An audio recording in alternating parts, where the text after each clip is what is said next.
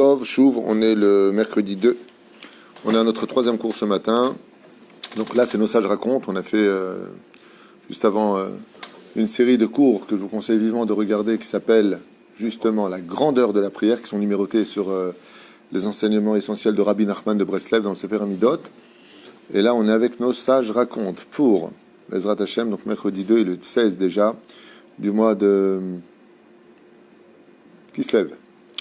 Et pour la tzlacha, une bonne alia, une grande réussite, une santé, une très très grande parnassa pour Atu Chaya Bat Beye Shel Bia Bezrat Hashem, et ça c'est de la part de ses enfants. Bracha Revacha Ba'atzlacha Bechol Maaseadea, Refoua Shema pour tous les malades d'Israël, Leilun Nishmat Kol Mete Israël, et surtout une grande atzlacha pour tous ceux qui nous soutiennent. Que Dieu vous bénisse sur tous vos chemins.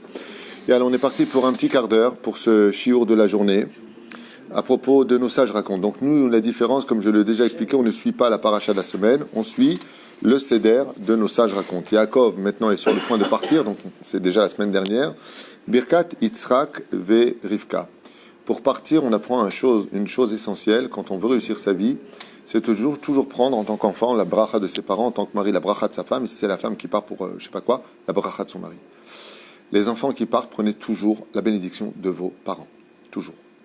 Pourquoi ? Parce que non seulement la bénédiction a souvent des attraits négatifs et elle influence, mais la bénédiction de nos parents est une source de réussite. Kacher Nodal et Yitzhak. Mizimato Shel 1. La femme ou les parents ? J'ai pas compris. Qu'est-ce qui est plus important, la bracha de la femme ou des parents ? Quand il est marié, sa femme, quand il est ses parents. Le mieux, c'est les trois.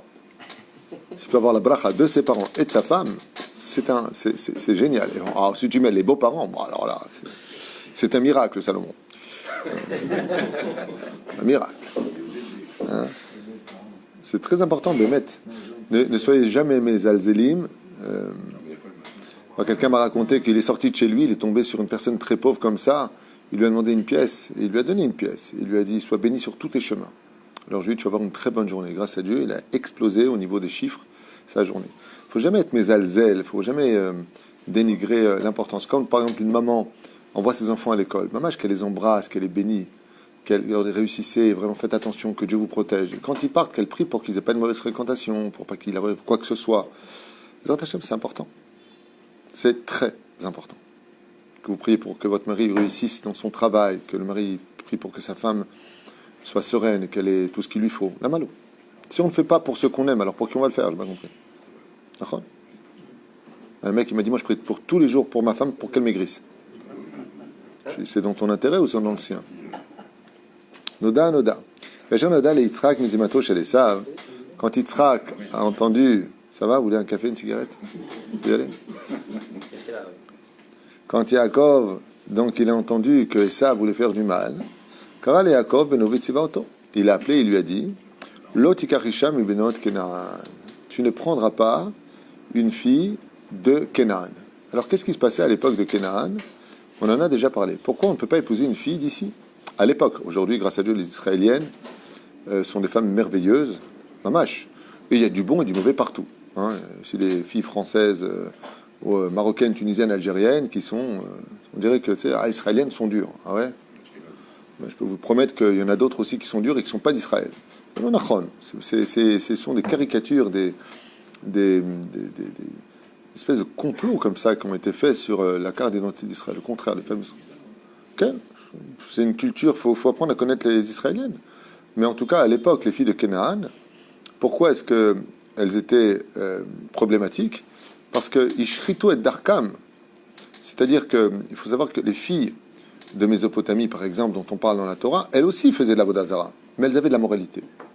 Et il y a un klal. Tout celui qui n'est pas dans la Torah, et qui a un bon cœur, ou qui a de la moralité, sofo l'arzor bitshuva. Mais qui ne fait jamais teshuva? Sofo l'arzor bitshuva, ça veut dire, il finira par faire teshuva. Mais qui ne fait jamais teshuva?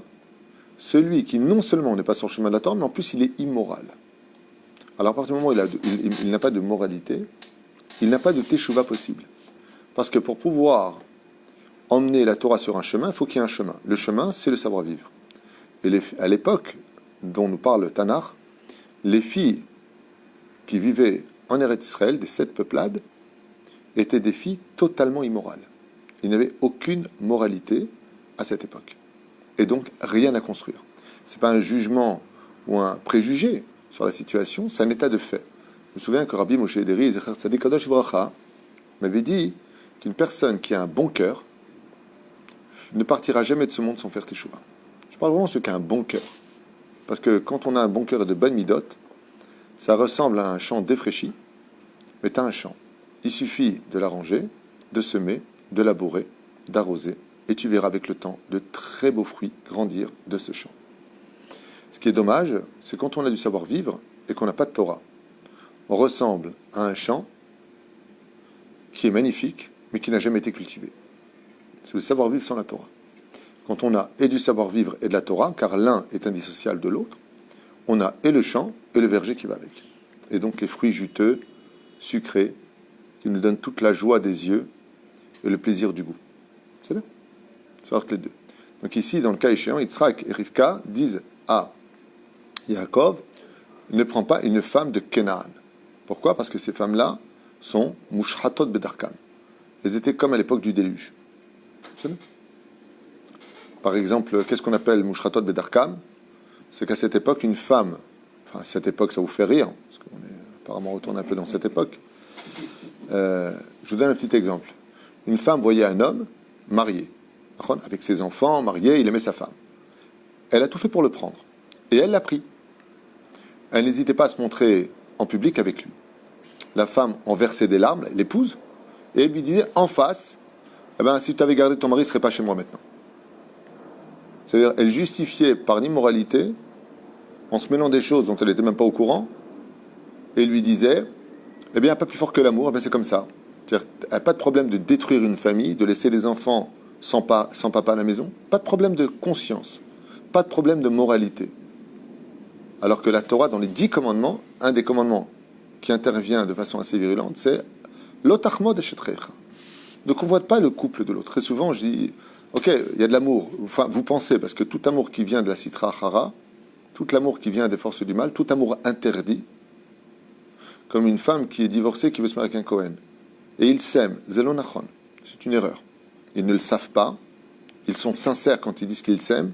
Abal zelonachon. Car Dieu a créé l'amour qui est le sentiment le plus fort de la création du monde. Et il n'a créé l'amour que dans le bien. Seul l'amour qui est permis est le vrai amour. Tout le reste, c'est du Canada Dry. C'est du tménique.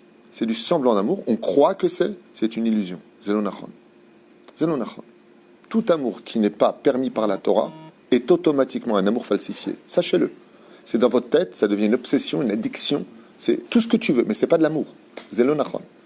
Même si lui, mais pas du tout, n'importe quoi. Moi, j'étais avec quelqu'un, bon, dommage qu'il n'était pas juif, mais je l'ai aimé, mais personne ne pourra comprendre. Zélo Nachon, le Rabbi Lubavitch, tous les tzadikim, tout ce que j'ai lu, ils te disent Zélo Nachon, lo Nachon, lo Nachon, lo Nachon. C'est du semblant d'amour. Ah ben, c'est pas de l'amour. Pourquoi? Parce que ta neshama n'a pas été créée pour ça. C'est comme si tu prends un technicien, tu lui donnes un ordinateur, et il te dit là-dedans, tu peux mettre toutes les données du Pentagone. Il va rigoler, il va te dire, attends, une minute. Cet ordinateur, même si tu les mets toutes, il ne peut pas le comprendre dedans. L'âme du juif ne peut pas comprendre un amour qui n'est pas cachère. Parce qu'il a été créé, dit le Rabbi Lubavitch, que pour le cachère. C'est pour ça que l'âme crie, elle est malheureuse. Ton cœur de chair, tes yeux de chair, désirent, veulent. Mais ton âme, elle ne veut pas. Ça, je te l'affirme. Et le vrai amour, c'est celui qui vient de l'âme. Chez Nehemar, Ki nafsho kshura benafsho. Mon âme est attachée à la sienne. Veillou le basar echad. Quand un homme et une femme se marient, les âmes s'entremêlent. Les âmes représentent l'amour et pas le corps. Le corps, il a des pulsions animales, il a ses besoins, on le respecte, mais c'est pas de l'amour. C'est la passion, c'est ce que tu veux. C'est le coup de foudre. Le coup et foudre. C'est tout. Rien d'autre. La reine, Ezrat Hashem, est impératif de comprendre que l'amour qui est permis, c'est le seul amour qui est valable. Et la preuve en est, les plus beaux amours sont ceux qui se fabriquent. Quand un homme rencontre une femme en chidour, ils ne se connaissent pas. D'accord ? Alors tu te vois une fois, 2 fois, 3 fois, 4 fois, 5 fois, 6 fois, puis après tu prends ta décision. Mais tu n'es pas encore amoureux. Tu aimes bien, tu t'attaches. Après tu te maries et tu apprends vraiment à te connaître, parce qu'on connaît la personne qu'après le mariage. Vraiment. Avant le mariage, jamais un rose, jamais un paix, jamais il va pas bien, jamais tout, nickel. Le mec toujours parfumé, les dents blanches, incroyable. Incroyable avant le mariage. Les cils, la femme, elle bien, tout, nickel. Après le mariage, c'est... Qu'est-ce qui s'est passé? Elle est où la fille d'avant? Il est où le mec d'avant? Les plaques de chocolat, c'est devenu du Nutella, c'est Hachem Rahim. Tout change avec le temps. Hein? On l'a connu, il avait des cheveux sur la tête, pas un poil sous le menton. Maintenant, il a des poils sous le menton, il n'a plus de cheveux sur la tête. C'est le mariage. Elle m'a la saute. Alors, l'amour, il se concrétise. C'est pour ça que les plus beaux mariages sont ceux où l'amour vient de l'Akdoucha. On ne s'est pas touché avant, on ne s'est pas goûté avant. On s'attend, on a des hormones, on a hâte de se connaître. C'est très, très sympathique. L'amour, quand il est propre, quand il est al pi halacha, quand il est fait comme Dieu le demande, il construit des couples à merveille. Bémet à merveille. Et par contre, moi qui suis dedans depuis juste 22 ans, sur le terrain, à marier des gens et de les suivre au niveau des shlambait et ainsi de suite, la majeure partie des couples qui divorcent, la majeure partie, c'est plus de 70% sont les gens qui ont couché ensemble avant, qui ont vécu ensemble avant, ils ont tout fait avant, ils ont pris toutes les garanties. Et ça aboutit à une grosse guerre. Par contre, dans le monde religieux, je ne dis pas qu'ils sont tous heureux, attention, il y a certainement des femmes qui auraient bien voulu divorcer, mais parce qu'ils ont peut-être honte, mais c'est un chiffre très minime, hein. Je ne dis pas que ça n'existe pas, mais c'est très très minime. Mais je vis avec eux et je les fréquente de très très très très près. On n'a rien qu'ici 30 à Vechim, 54 à Jérusalem, et j'en connais aussi à Bnei Brak, et j'ai plein d'amis aussi à Ramoth et à Arnof, et grâce à Dieu, toi-même tu as un cousin qui est dans la Torah, ils vivent très bien, et quand je parle de femmes, elles ne sont pas du tout malheureuses, et les femmes en fait quand elles se parlent, c'est des femmes épanouies. Pourquoi? Parce qu'ils ont fabriqué cet amour à travers le biais de la Torah. Tandis que les femmes d'ici, c'était un intérêt, les femmes de Canaan, c'était l'intérêt de l'égocentrisme par excellence. Tout tourne autour d'elles, c'est plus tu fais de vacherie, plus tu es moral, et ainsi de suite. Chen Omerlanu à Chazal nous disent Tziva auto lotika risham benot Canaan ki im benot Lavan achi imecha, car va dans la maison de Lavan achi imecha. C'est vrai que la famille Bethuel, c'est une famille qui est très spéciale. Parce qu'on voit que Zilpa et Bila, c'était les nièces de Rivka, donc d'un autre frère de Lavan apparemment. Okay. Très bizarre cette famille. Que Zilpa et Bila étaient deux grandes satkagnotes. On a vu que la mère de Rivka, qui s'appelait Déborah Menika, hein? Sa nourrice. Ouais. Dans mon livre, c'est marqué que c'était la mère de Rivka. Et on a vu que c'est une sadéquette parce qu'elle a perdu Bethuel, elle a préféré suivre le chemin de la Torah, Tamot, et si la Torah lui fait l'éloge de sa mort, ça veut dire que, même si c'est une allusion d'Irachi sur la mort de Rivka, donc Déborah est morte le jour, la mère est morte le même jour que sa fille. Hein. Mais on voit qu'elle est morale, elle n'a pas voulu rester là-bas, elle a voulu préférer rentrer dans le chemin de la Teshuvah. Donc c'est vraiment une famille très spéciale, et on voit qu'ils ont du savoir-vivre.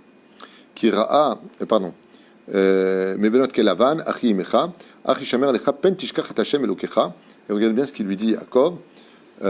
Lo tikach isha mibenot Kenaan, ki im mibenot Lavan achi imecha. Va dans la maison de Lavan prendre femme là-bas uniquement car elles ont du savoir-vivre. Seulement, fais très attention de ne pas quitter le chemin de la Torah. Et cet enseignement-là, il est donné pour toutes les générations, à tous les couples qui se marient. Très souvent, on a fait un chemin de yeshivot et on a avancé. Et on prend une femme qui n'a pas fait le séminaire ou qui n'a pas assez de Torah en elle, et petit à petit, il vient Yitzhak qui lui dit attention, le mariage, oui, aval, n'oublie pas le chemin de la Torah et des mitzvot. Reste sur le chemin de la Torah. Mais fais attention de ne pas fréquenter, bizarre, on parle de ça, la fréquentation, les gens de cette terre-là, car ils sont tous ramaïm, ils sont tous tricheurs, moqueurs et arnaqueurs. Comme on l'a vu pour le mariage, ils ont tous donné un gage, ils savaient que c'était là, en plus ils se moquaient. Qu'est-ce qu'ils ont chanté le mariage de Yaakov? Alors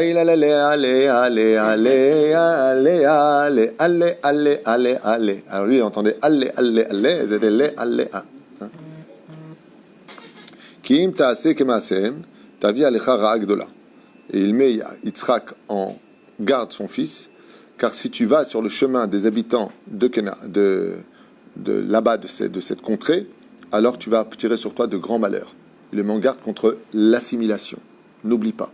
C'est pour ça que Yaakov est le premier juif qui crée le ghetto juif. Il s'éloigne en respectant les autres, mais Notre quartier est Shomer Shabbat, notre quartier, il ne dit pas de vulgarité, notre quartier avec des femmes qui sont pudiques.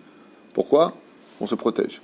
Jusqu'à ce qu'est venu Grand Babaou, j'ai nommé Napoléon, et qui a ouvert tous les ghettos en disant, vous êtes une religion qu'on respecte, on va vous créer le consistoire, vous aurez des portiers avec le chapeau de Napoléon, et il nous a assimilés jusqu'à aujourd'hui. Complètement assimilés. Zechor Beshash Tagi Alecharan, Hirosh Lavan. Donc, souviens-toi jusqu'à l'heure où tu arriveras à Haran, la ville de Lavan, Lotasur Minaderech Atova Vayeshara. Et donc, avant de le quitter, Yitzhak prévient Yaakov en lui disant, ne quitte jamais le chemin de la droiture, sache que il n'y a rien à prendre dans les forces du mal.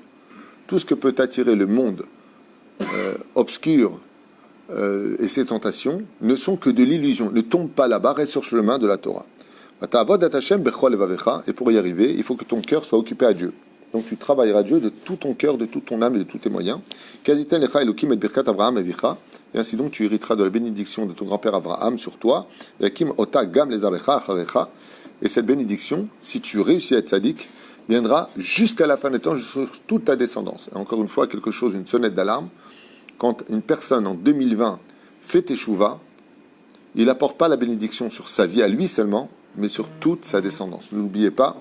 Pourquoi je vous dis ça? Parce que dans le sens contraire, quand une personne dit « Ouais, écoutez, moi j'ai fait teshuva, franchement, j'en ai marre, je reviens en arrière », il fait faire un retour en arrière à toute sa descendance. Je vous donne un exemple concret de la vie. Quelqu'un est en pleine phase de teshuva, il veut se marier avec qui d'après vous? Une fille qui est chomeret mitzvot ou pas? Bien sûr, il est en pleine teshuva, il ne veut pas lui aller faire Shabbat, sa femme à la plage. Ce qui fait que s'il prend une fille qui a du sang rempli de Torah, où est-ce qu'ils vont éduquer les enfants? Sur la Torah. Donc ils sont sur le même diapason. Ainsi donc, toute la descendance va dépendre du choix de ce que tu vas faire. Un mec qui il est dans la Torah, il quitte la Torah. Il va se marier avec qui? Une charédite, une traditionnaliste fervente? Non. Il va prendre une femme qui lui correspond, c'est normal. Imagine un Kippas Ruga qui épouse une Lubavitch. Tu vas où? Je vais à New York. Ah non, il ne faut pas sortir d'Eretz Israël. Ouais, mais c'est l'Aïloula du Rabbi. Ouais, mais nous, on est Chabad. Tu ne vas pas t'en sortir. Chabad. C'est dommage qu'on en soit là, mais... Comme l'autre, elle a épousé un Breslev. Je fais un mariage comme ça. Tu sais qu'il va tous les ans, il a Ouman. Hein. Il dit non, pas tous les ans. Il dit, ah, chérie, je te l'ai dit. Par contre, un Breslev qui prend une Breslevite, s'il ne va pas Ouman, il se prend des coups de bâton, le mec. Tu vois la différence? Donc on épouse un petit peu, comme il y a marqué d'ailleurs, il y a un proverbe qui dit épouse une fille de ta rue. Un bon Tunisien qui épouse une bonne Tunisienne, ça fait des gros beignets à l'huile. Baruch Hashem. Et ils se comprennent dans le langage, dans la culture. Important. Le choc des cultures dans le mariage provoque beaucoup de dégâts. Quand on n'a pas la sagesse d'apprendre la culture de l'autre, d'où il vient, comment il avait l'habitude, quels sont ses plats et tout ça, c'est chabal. Il faut apprendre, il faut respecter tout ça. Et donc, quand tu viens et que tu fais tes chouvas, c'est en même temps à toute ta lignée que tu fais cet effort. C'est pour ça qu'une femme qui porte le kissoui, Baruch Hashem, il faut qu'elle sache que non seulement elle couvre sa tête, mais elle couvre la tête de ses enfants et de ses petits-enfants et arrière-petits-enfants. En réalité, il n'y a même pas besoin de tenir longtemps. Il faut 3 générations et ça tient pour toujours. Donc, c'est que toi, tu fais bien tes chouvas. Tu éduques tes enfants bien dans la Torah. Tu verras, est-ce que tes petits-enfants sont bien dans la Torah? Le reste, c'est une promesse de Dieu que ça tiendra. Chuta meshulash lo bimera inatek. C'est le proverbe. Zéo. Donc, te multipliera, te bénira sur tous tes chemins, sur cette terre, mevorar bevanim mamon beshem tov. Et qu'est-ce que veut un homme sur terre? Il lui dit il veut la santé, il veut une grosse parnassa, il veut une très belle femme. Sache que si vraiment tu es dans la Torah, tu auras tout ça. Et c'est ce qu'il lui dit à la fin dans le Midrash. Qu'est-ce qu'un homme il cherche dans ce monde? Les honneurs. Celui qui est dans la Torah, les honneurs lui courent derrière. Celui qui est dans la Torah, l'argent lui court derrière. Les gens veulent soutenir. Je ne parle pas vraiment que le mec qui s'est vraiment investi. On a vu le Rav Shteman. Combien de riches sont venus lui proposer les plus belles maisons de Bnei Brak? Lui, il les a pas voulu. Le Rav Ovadia Yosef, il n'avait pas de paire de chaussures. Il se prêtait une paire pour plusieurs enfants. Ouais. La Volvo, on lui ouvre la porte. Ils ne sont pas après ça. Ils sont pas après ça. Le Rabbi Lubavitch, sur un seul mot, il aurait pu être l'homme le plus riche du monde. Mais il ne court pas après ça. Celui vraiment qui se met dans la Torah, mais vraiment de tout son cœur, pour servir Hachem, sachez qu'il n'a pas besoin d'y aller. Moi, je vois mon Rav, le Rav Garbian, il était dans un 3 pièces. Ils ont construit un appartement, alors que je souhaite un palace, bien un pour lui. Les fêtes de Sukkot, normalement, tu vas choisir le trog, le loup. Ouais. 2 semaines avant la fête de Sukkot, il a une table remplie des meilleurs étrogim, des meilleurs. Chacun, il vient. Je voulais vous l'offrir. Bon, il va l'acheter, mais il n'y a même pas besoin de se déplacer. La Torah, les honneurs te courent derrière. Alors on va pas faire la Torah pour ça, c'est évident. On va pas savoir la Torah. Bon, regarde, je vais faire tchouva. Dieu, alors tu m'envoies l'oseille, la gonzesse. Tu m'envoies tout ça et moi je m'occupe de la Torah. Ok, ça marche entre nous? Non, c'est pas un contrat qui marche comme ça. Même si la Mishnah nous dit quoi, là, Omed et la Torah, celui qui étudie la Torah dans la pauvreté finira par l'étudier dans l'opulence. Mais c'est pas un but en soi, mais c'est un état de fait en soi. C'est un état de fait. Rabbi Akiva était très pauvre, il est devenu Rabbi Akiva, il est devenu très riche. Rabbi Eliezer était très pauvre, il est devenu Rabbi Eliezer Agadol, très riche. La Torah, elle est un aimant pour toutes les brachot. C'est ce qu'il dit. Il lui dit, si on avait plus confiance en l'étude de la Torah et qu'on s'investissait vraiment dans l'étude de la Torah, sans aucun doute, ça ne t'empêche pas d'aller travailler. Écoutez bien ce que je vous dis. Ça ne t'empêche pas de donner 2-3 heures par jour à un travail. Ça ne t'empêche pas de grandir. Mais sache que dans la Torah, il y a toutes les brachot que tu puisses demander que jamais les forces du mal te donneront. Parce que quand elles te les donnent, les forces du mal, quand les forces du mal te fait grandir dans ta société, que tu gagnes une tonne d'oseille, tu as déjà 3-4 maîtresses. Tandis que dans le monde, dans la Torah, quand tu grandis, c'est avec la sécurité que ta famille vit dans le shalom, dans l'amour, la sérénité et l'honnêteté. Ken? Vous expliquez le fait que Jacob demande des biens, des produits, etc. à Hachem, mais si tu me dois, je te donne un dixième. Quelque part. Il n'a pas dit ça. Mechila, professeur Yakar, il n'a pas dit ça. Il dit Beged lilvosh velachem leichol. Donne-moi un vêtement pour m'habiller et du pain, je m'explique, et du pain pour moi. Maintenant, tu poses une question très profonde. Moi, celui-ci, en fait, compte, il dit ouais, alors tu me donnes beaucoup, je te donnerai du maaser. Alors, qu'est-ce qu'il est en train de dire? Il est en train de dire à Dieu, parce qu'il faut comprendre quelque chose de très profond à propos du maaser que je vais vous dire maintenant. Il dit à Dieu maintenant, si tu vois en moi une personne capable de sanctifier les nitzotzot, c'est-à-dire les étincelles qui se trouvent dans la matière, dans l'argent, dans les biens, peu importe. Alors tout comme on fait la brit mila pour retirer le prépuce, de la même façon, moi je serais prêt à relever ou à prélever ce qu'il faut.